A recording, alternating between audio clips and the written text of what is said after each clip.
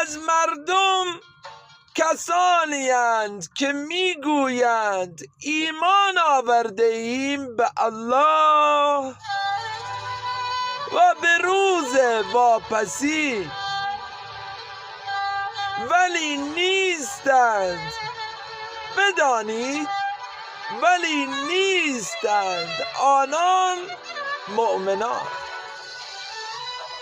میخواهند فریب دهند الله را و کسانی را که ایمان آورده اند به الله، در حالی که آنها نمی فریبند جز شخص خودشان را، ولی آنان هرگز در نمی یابند.